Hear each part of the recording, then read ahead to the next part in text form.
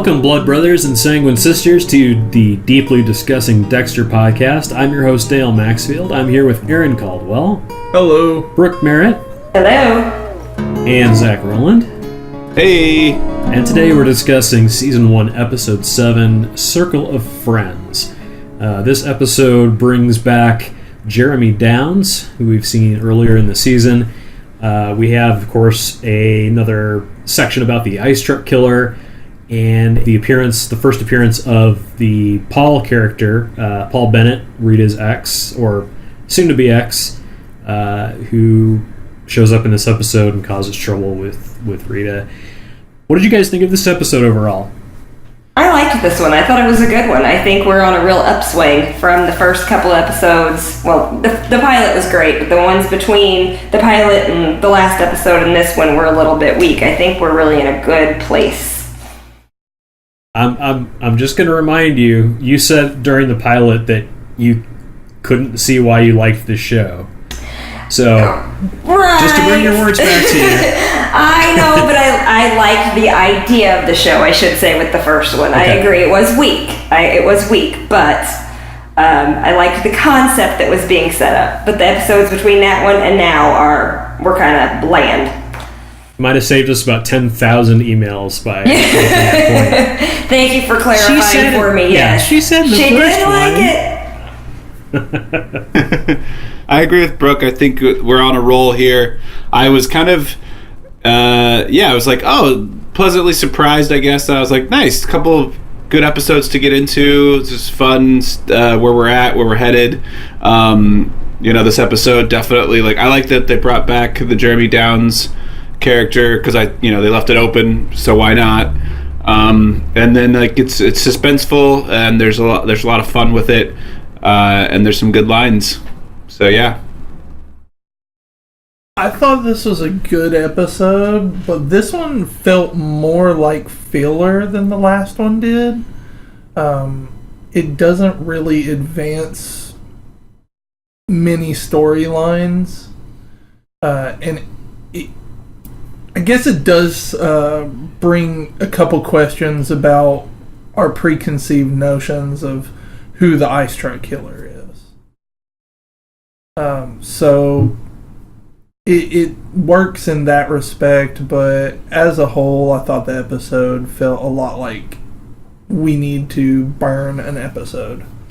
Well, didn't you get swept up and end up watching more episodes because you wanted to see the Paul story arc? Yes, I ended up finishing the season because I needed to see Paul get his.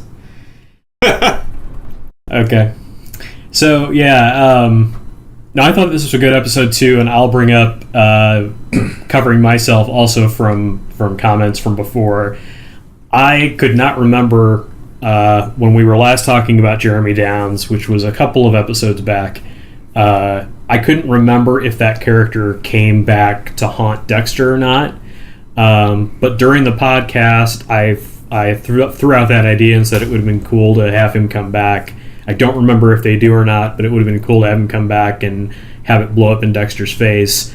And Zach, I think you said that was a really cool idea, and I kind of backed myself out and said, if it turns out that that's what happened and I just am misremembering it, I don't take any credit for that idea.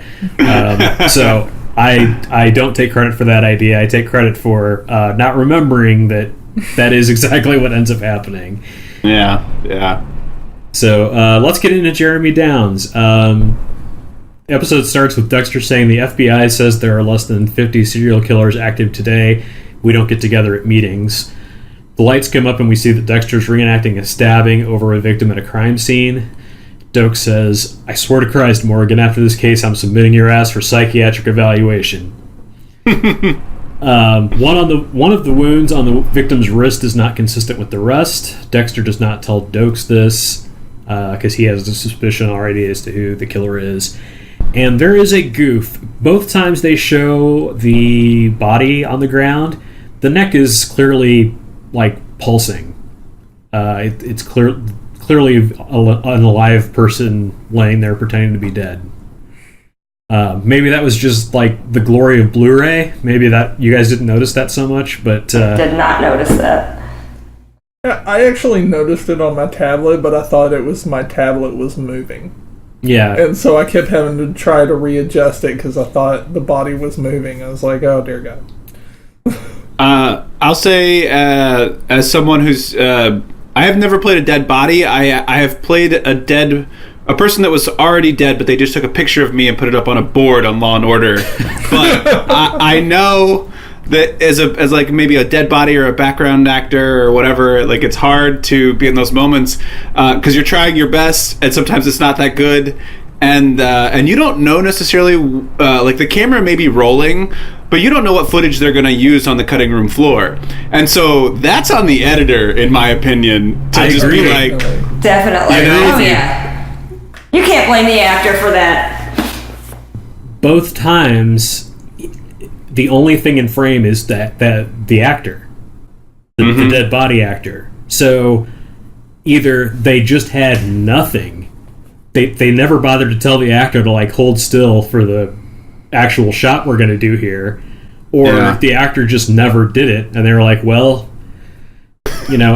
like. And the other thing too is like, that's such an easy thing to cheat in the edit. Like, just take a still and put some put some grain effect or something over it to make it look like it's still a moving part of the image, but it's a still photo of him in one position. I don't know. Yeah. It just stuck out to me. It was like the first time they did something really cheesy and cheap with editing like that. Well, on a show about murder, you probably should know the basics of making somebody look dead. Yeah. Kind of murder show 101. There's some pretty serious neck wounds, and his neck is just like blah, blah. Can't believe I missed it. Dexter's comparing the knife wounds back in his office and confirms that it is Jeremy Downs, the kid that Dexter nearly killed but let slide because the guy that he had murdered had raped him. Dexter goes looking for Jeremy Downs and talks to this goth kid with a guitar. The kid says he'll do Dexter for less because he needs the cash. So apparently Downs is a hustler, a male prostitute. Dexter finds Downs and tries to trick him into believing he's a John. He has like sunglasses on and a hoodie. But Doak shows up out of nowhere, almost knocks Dexter down, and then tackles Downs. And he's not sure if he saw Dexter in the park or not. This was an interesting scene because for somebody not trying to attract attention, he looked like the Unabomber.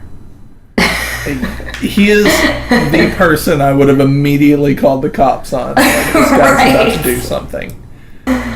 Well, I think he was trying to get Jeffrey Downs' attention and look like an amateur guy just looking for a date. Yeah.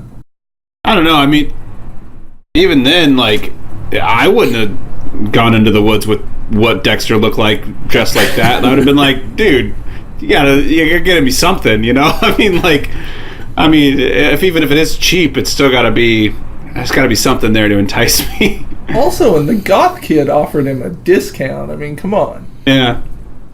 Before he knew how much he charged.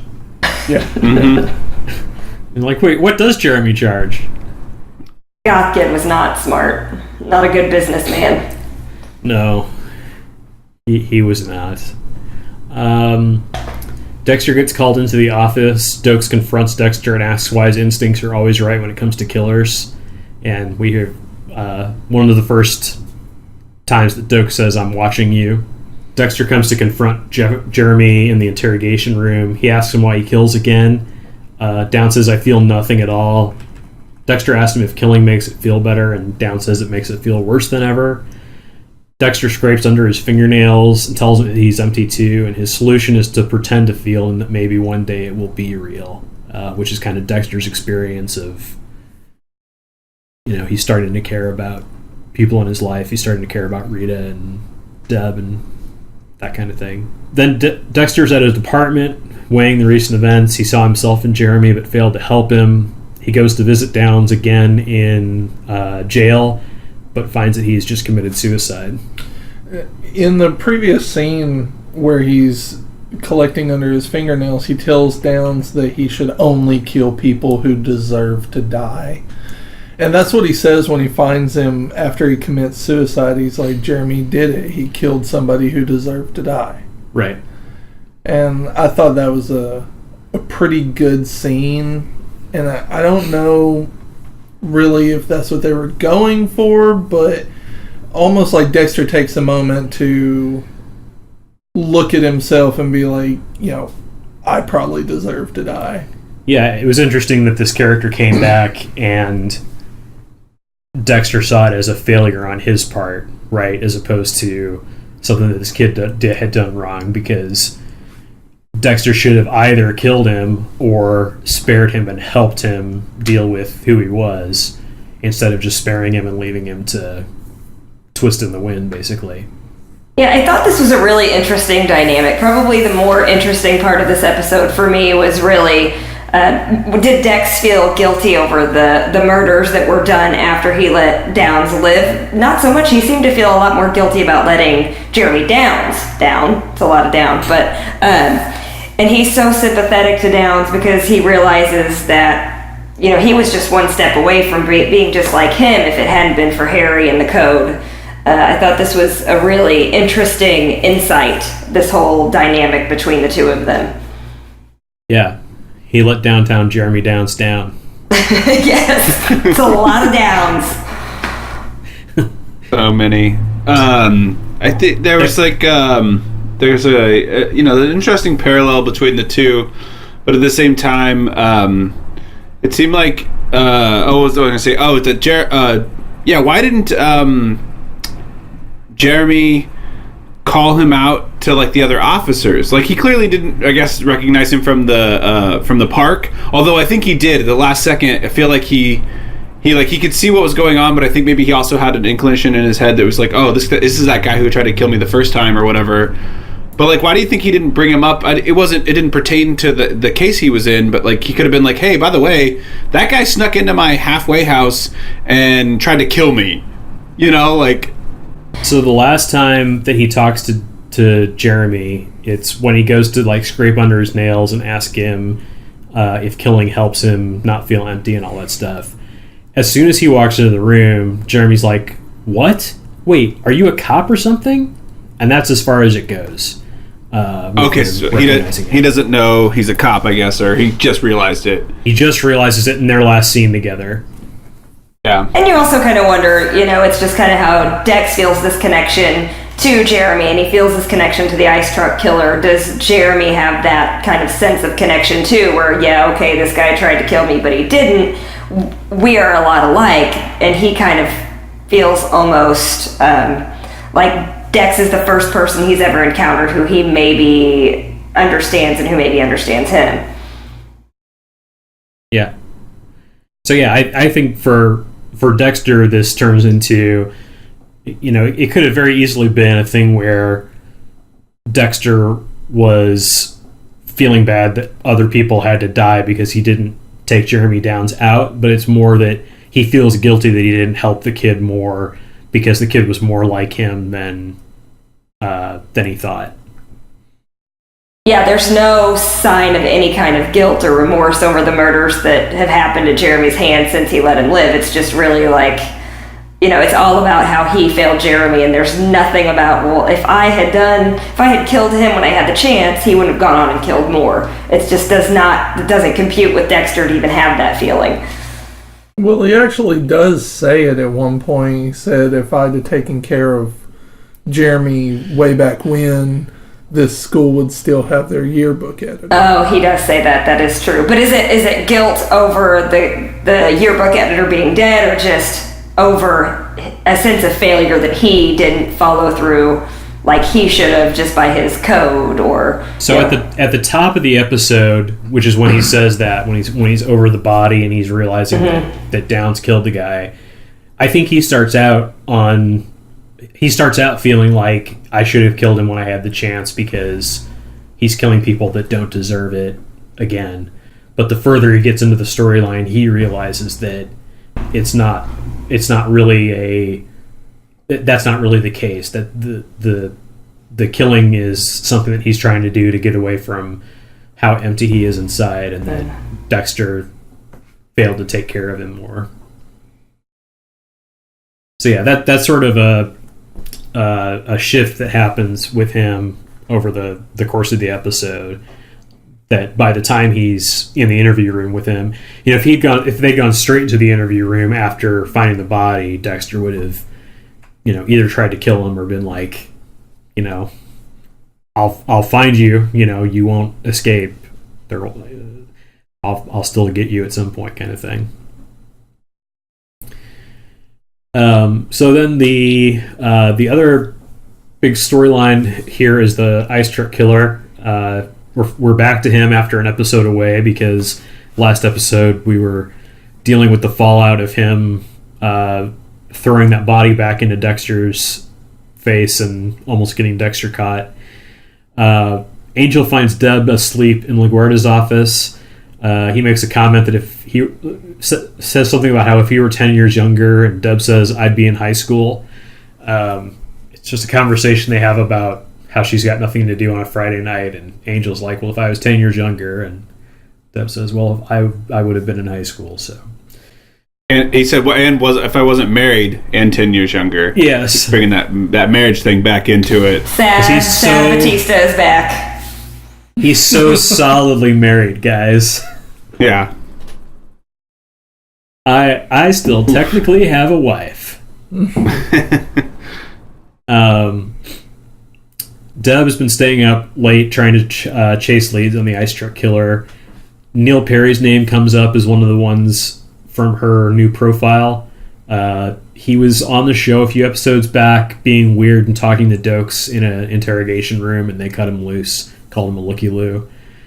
They go to his trailer and find a wood panel car, and then notice the security cameras watching them, and then Perry escapes out of a floor panel, stabs their tires, and gets to another car and gets away. So now Deb and Angel are pretty sure they figured out who the ice truck killer is. LaGuardia starts a briefing about this. Angel's put in charge of the task force, and he recruits Deb onto it. And then Angel, Deb, and Masuka are running Perry's trailer as a crime scene. It's full of taxidermy equipment and animals. Masuka says something about his own interest in taxidermy. And Deb asks Angel if she can run Masuka's prints as the ice truck killer. And Masuka says, no need for that. I can give you some warm DNA right now. That's just... Oh, boy. And we're back with Masuka. Masuka. Yes. Thanks, Masuka. An unnamed officer finds evidence on Perry's computer about how to butcher a human carcass and searches that he made about countries without extradition treaties. So yeah, it's looking more and more like this is the ice truck killer. But yeah, I did want to point out that Masuka is very much back in this episode. I did miss him. Yeah. one of the grosser lines of his. And it doesn't help that he does this little laugh after that too. What's more disturbing about it is with all of the disturbing things going on, like the weird taxidermy and everything, that's the most disgusting thing in this scene. Yeah. Not the right time, Masuka. Not the right time. Deb finds a closet with a fake back containing a bunch of file folders. They find crime scene photos that were not taken by the police. Deb says, did we hit the mother load? Angel says, no, we hit the motherfucking mother load. That gets my worst line of the episode. Definitely. It really loses... The motherfucker loses something when it's not said by Dokes. Yeah, had Doug said it would have worked. Yeah. I actually have it as my best line. I love it when things are repeated for emphasis. Yeah. I would have chosen Masuka's worm DNA line, but the motherfucking mother load is like the lamest, most Angel thing to say right there. It's like a dad joke. It is. Just kind of like, stop. If you're not Dokes, don't say it. collect your things and please leave. It's also something that like you can hear Deb saying, right? But not Angel. It doesn't make any sense coming from Angel. It's just lame. It's because Deb missed her shot. LaGuerta tells Matthews about Perry. She's planning to excavate his patio. Matthews says, I've been kicking your ass because I knew you had this in you. LaGuerta says, well, thank you for making me the woman I am today. Their very contentious relationship continues. Deb calls Dexter to Perry's. Silly music plays as Dexter looks at all the taxidermied animals, including a dog's head that's mounted on the wall. Dexter tells Deb that the ice truck killer doesn't fit Neil Perry's MO. Even as they're speaking, Masuka lifts a skeleton out of the patio hole, and Dexter's confused. He thinks Perry might be the killer and is very, very disappointed. I gotta throw back to the taxidermy here a little bit. I rewound the scene 3 times to see all the stuff around this trailer. Man, whoever came up with this stuff is sick.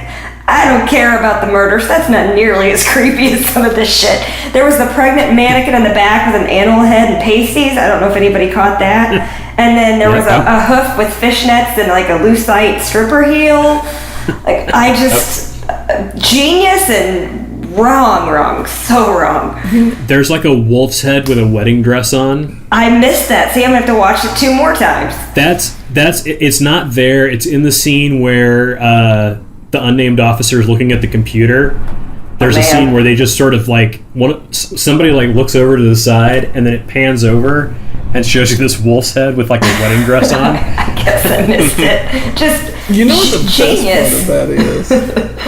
The best part is they probably didn't custom make any of that. They probably just found it like an antique store or some shit. Yeah. I'm so sad that you're probably right about that. I'm gonna need a minute to process the fact that is probably true. I'd say like one Florida block party and they've got all of that stuff. Oh, that is a true statement. Dale, I'm glad you brought up that single dog head because that caught my attention, and for some reason it looks like the taxidermy dog that's in the TV show Scrubs that they use for like part of their jokes, Rhodey. Yes. It looks like the same exact dog, but it's just sectioned off to just be its head. I don't know if that's an Easter egg. That would be crazy, but that's what I thought. And I forget what he picks up. It's like a raccoon or something like that. It's a rabbit with antlers. What is it that Dexter picks up and like makes the same face as it? Oh, I think it's like a raccoon head on a plate with blood around it. Yeah. And Dexter was hilarious in that scene. His reaction to everything, that look of just sheer amusement, I thought was fantastic. He wasn't creeped out. He was just amused, which was great. The best thing is Dexter spends like this entire episode in a deep funk because he really thinks that Perry is probably the killer, and it's eating away at him. He's like, well, damn it. Until he sees all the weird taxidermy shit. But other than that, this is just one moment of glee until the end. Angel gives a briefing on Perry and reveals that the body found under the patio was the mother. LaGuerta has phone records that show that he was on the strip or wherever the hookers hang out during the time of the killings. Dexter reflects how much he liked that first ice truck killer victim. He's like really bummed out about how lame this guy is turning out to be. Dev and Angel go to a motel, and the motel operator says, "They come, they go. Get it? They come." Worst line. Oh, I forgot about that one. That's a true contender, yeah. A lot of bad lines in this one. You liked that one, Zach? No, I mean I liked Zach's it for the bad lines. all the lines you guys like is bad lines. I think they're great lines. Yeah. So, you're talking to the police at your like hotel. She didn't even like stop like. Yeah, she was still watering her plants or whatever she was doing. That's Miami, baby. That's Miami. She says that Perry is a regular. He has a room that he rents monthly. Angel and Deb go in and find a woman gagged and tied down to the bed. She says he was going to the liquor store and coming right back. And so they kind of look at each other and end up re-gagging her and leaving her on the bed. He returns to the room. She's still tied down, but Angel comes up behind him and arrests him. And he sings some kind of weird lullaby as they're taking him down. I gotta wonder how many of those rooms that woman cleans or her staff cleans that look like that room does. When you go, it's torn apart. It's disgusting. You know, I mean, I can only imagine like how often rooms are just like so gross. Not in that capacity, but even just regularly hotel rooms, you know, or motel rooms. Why she waters the flowers so she doesn't have to go clean the rooms. She's just focusing on the flowers. Yeah. I mean, she was trying to give him a hint about it. It's like, it's just going to be wall to wall semen. It's like we're not even going to bother taking samples. It's going to be like Masuka was just in there with his warm DNA. Oh, sorry. Everything's ruined. Masuka and a super soaker, and everything's ruined. Yeah. So Deb and Dokes have a conversation. Deb says it isn't fair that Dokes wasn't part of the team when they caught Perry. She also mentions that Tucci is getting out of the hospital and having a party that night. And then at Tucci's party, Rudy gives a speech about how brave, crazy bastard Tucci is. They reveal his prosthetic leg. Shonda says, "Hey, look at that, half human, half machine." And Tucci says, "But all man, baby." God, another contender for worst line. I said the last episode was all good lines. This one's all bad lines. There's nothing good. Deb talks to Rudy. Rudy says, "How often do you make someone whole? How often do you get to make someone whole?" Because he made the prosthetics. He invites Deb to dinner and she accepts. Doke shows up awkwardly with some beer. He's like completely out of place at the party.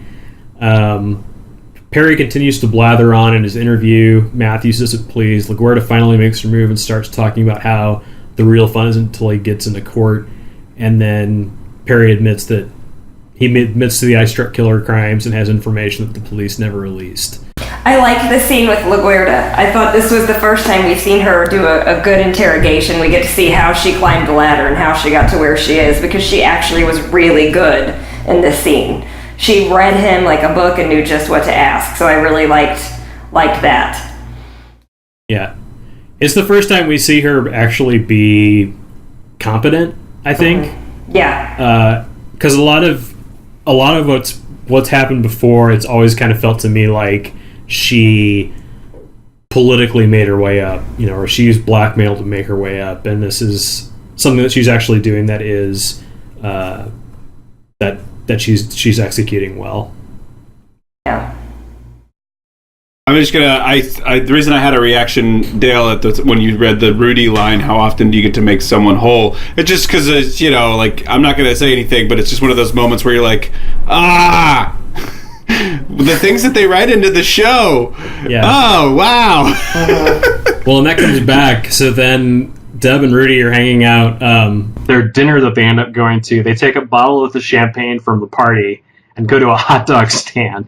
So they're just like sitting on his car, I guess. Rudy tells Deb that his mother lost both her legs in a car accident, and that he wanted to put her back together, but the pieces just weren't around. So that's his, like, how he got into prosthetics. And then he kisses Deb. Like, the least romantic date possible, and of course Deb is all in. Or is it the most romantic date? Like, I'm not tossing a hot dog stand to the side. Like, come on. Champagne at a hot dog stand sounds like a pretty good date to me, I gotta say. From the female perspective, that's a win. Yeah, talking about your dismembered mother and how you want to put her back together. That's a great conversation. And then you move in for the first kiss, right, as you're talking about that, too. That's just... Yeah. 60% of the time it works every time. Right. La Passion. And if you're nice, maybe I'll make you whole. All right. You know what I'm saying? Fill all those empty spaces. Somebody, we need to play like Masuka. All right. Getting weird. Masuka, yeah. We're all turning into Masuka. It's getting concerning. it's a hot dog stand. It's all there in the subtext. Matthews. Wait, are you saying Deb's a hot dog stand? Is that what you're saying? Oh, poor Deb. Oh. It's going so wrong. Yeah. Well, she'll figure it out. Oh, man. Popping bottles and hot dogs. What are we even doing? What is this podcast? What are we talking about? I mean, we're uncovering secrets. It's like Tombs of the Emperors. Like, this is like we're really getting deep. It's deeply discussing Dexter. We're getting deep, guys. I think we're moving well past Dexter. Oh my god. Deb is a hot dog stand. It's one of the funniest things I've ever heard. Matthews comes into LaGuardia's office to congratulate her. Matthews says it feels good to praise your police work and not your politics for once. And it turns out that Matthews snaked the press conference out from under her, and the only credit she received was what he just said in the office. Dexter decides to see Perry in jail and find out how he knew about Dexter, thinking he's the real Ice Truck Killer. Dexter walks in and says hi, and Perry says, "Who the fuck are you?" And Dexter grins joyfully and looks at the camera as happy music plays. It still, to me, is just such a good scene, because like this entire episode up to this point has kind of been a downer, and even for the audience, as everything starts to mount that Perry's the Ice Truck Killer, but then you get this confirmation that he's clearly not, and everything comes back up, and you're just like, oh dear God, I can't wait until next week. Yeah, it's a really great moment. Yeah, some people might say it's even a Jeremy Downer episode. I can't stop now. Somebody kill me. This is awful. So the other storyline that we have here is the Rita versus Paul, where we first meet Paul in person. That starts with Rita going to pick up her kids from school, and they were mistakenly released to Paul. Then Rita is at her apartment venting to Dexter. She's worried that Paul may have kidnapped the kids out of spite. Paul walks in with the kids and makes some excuse about leaving Rita a message at work, and Paul and Dexter have an awkward introduction where Dexter says something like, I have nothing clever to say.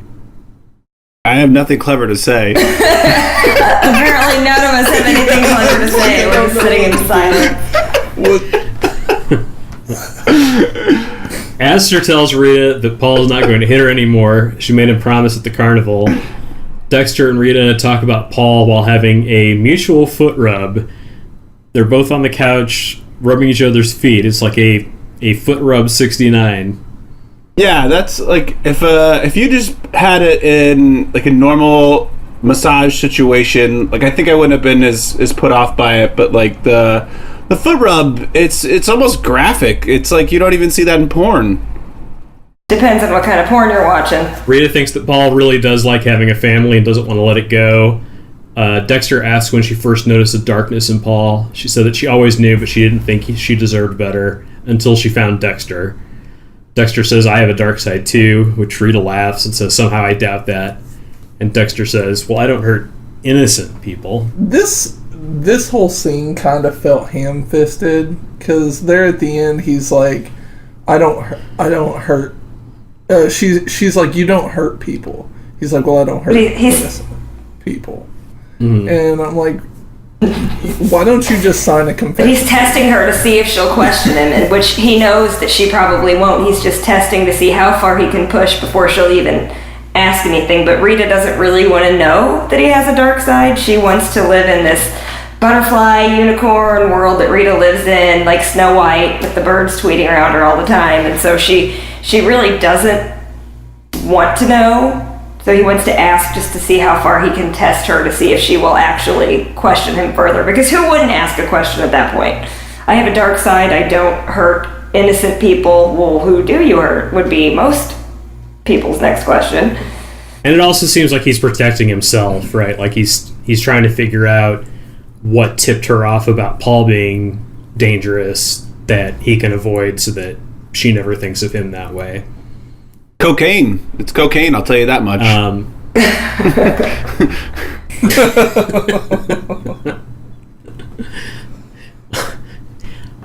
Paul shows up unannounced with donuts and flowers for Rita, and then Paul loses his temper and tells Rita that he can help raise the kids. Cody puts bacon on his feet. Yeah, that's why he lost the job. That's why the actor got kicked out. They were like, hey kid, do something funny with this bacon. And he's like, I'm gonna put it on my feet. And they're like, you're out for season 2 through 8 because that's weird. They shouldn't have kept him on through season 1. Yeah. Yeah, it's so much feet stuff in this one. It's all feet and meat. And warm DNA. You got the hot dogs, you got the bacon, and then feet. Yeah, and who everywhere. pulls out just like unwrapped bacon out of the refrigerator? Like, that's just unsanitary and not true to life. I mean, not that this show is anywhere near that, but I just just give it some consideration when you're pulling out bacon and it's not in a receptacle. Don't eat that bacon. Rita and Dexter talk about Paul's confrontation. Dexter confirms that Paul does own the house. Dexter attempts to console Rita by rubbing her upper arms and saying there, which is something that if my wife were having a bad day and I did, like, she would just laugh at me no matter what. Like, no matter how hard she was taking it, like, her parents could have just died in a car accident and she would still, that would still make her laugh that was the level of Your parents just died in a car accident. What kind of a monster are you? There's no coming back from even going there with that. Good God. They're. Rita asks Dexter why Paul can't just disappear. Dexter internally says he can do that very easily. And then there's this great fake out. Paul hears someone outside his hotel room where he is rolling all of the joints. And he opens the door ready to fight. He basically just makes a fist and walks towards the door, which is hilarious. That? Like, you're gonna get in a fight, you just walk towards the person with your hand up. That's his weapon. He's just like, he almost like takes it out like it's a gun. Look at He's just this like, gun. whoosh, and starts walking in the toward casting the door. session for Paul, they just had the actors make a fist, and whoever held it the longest got the role. I really don't want to go down a fisting tangent. So Just gets better. he opens the door, and it turns out it's Rita. They're both relieved. Rita tells him no more showing up unannounced, no more threatening her friends. She tells him that he must sign the divorce papers and see the kids on supervised visits until she thinks he's ready. Paul remarks about how fine Rita is when she's mad, but he signs the divorce papers. And that's the end of that subplot. I love the actor Mark Pellegrino who played Paul. Yep. But God, I wanted him to get his comeuppance so bad. I wanted Dexter to be on the other side of that door so. This scene actually makes me hate him even more because Rita has this backbone and she's standing up to him, and yet he somehow manipulates her. She's all, she's aggressive and she's telling him, this is what I expect and this is what's going to happen. And then he starts complimenting her because she's gotten so tough, and she just kind of melts and looks really proud. And it just made me so sad because it shows that here we think she's really built up this backbone, but he melts her in a second. Yeah, he's knows how to manipulate her for sure. Yeah, I just want to point out the double standard of showing up unannounced, because clearly Paul didn't know Rita was going to be at that door, or he wouldn't have balled his fist up like he was going to hit Dexter. I mean, is it unreasonable to ask that she just, make a phone call to the hotel that he's staying at, rolling his joints, before she shows up? Well, to be fair, he's hit her before, so it's probably like, he's equal opportunity. So. Well, did he have his fist up when she first looked at him? Was it still reared back when she first saw, like, as he opened the door, it was still reared back like he was going to swing, right? Yeah. Yeah. You would think that would have been concerning to her. her. Open, like, God. Yeah. Well, they both jump when they recognize who it is. So they both jump, and he puts his hand back. And I think she jumps because she doesn't expect him to come with the fist, and he jumps because he's expecting a fight and not Rita Well, I'm sure she's still traumatized from the times that he did hit her, that you'd think that fist would almost be like a traumatic reaction to even seeing him, rear back. Yeah, well, lesson learned. Yeah. She might have bacon in her. She might have bacon in her shoes for protection. Probably bacon that has expired because it's been out of a receptacle. Yeah. That's why it's been out. She's been walking it around She's been walking it around in Miami, massaging it. She still feeds it to her children, but mostly Cody because he's the worst. I would probably feed it mostly to Cody. Season He was 1 my Cody. kid. Yeah. I'm surprised it was a divorce she asked for. I thought they were going to get a hot dog stand together. I think those days are over for them. Dang. Yeah. Oh. No popping bottles, no hot dog stands. After the bacon incident, she went over there and she's like, sign these divorce papers. You get Cody, I get Asher. And the bacon. And she just gets another Cody for season 2. That would have been a great way to explain the switch. They give away to Cody and get a new one. You just keep this, Cody. Let's make a deal. Oh, that's hilarious.